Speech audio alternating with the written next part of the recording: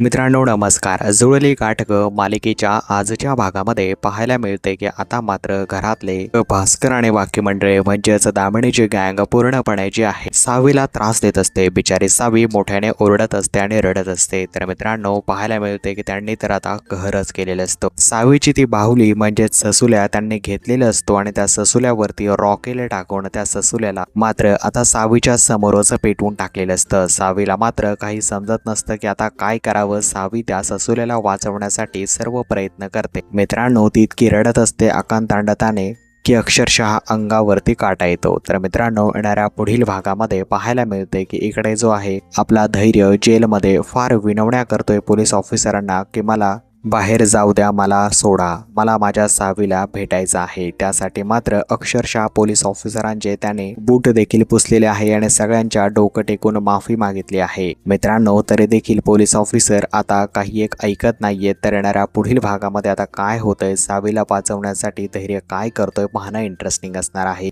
मित्रांनो पुढील भाग पाहण्यासाठी तुम्ही किती एक्सायटेड आहात कॉमेंट बॉक्समध्ये कॉमेंट करून नक्कीच सांगा आणि पुढील भागांच्या क्विक अपडेटसाठी चॅनलला सबस्क्राईब देखील करून घ्या मित्रांनो.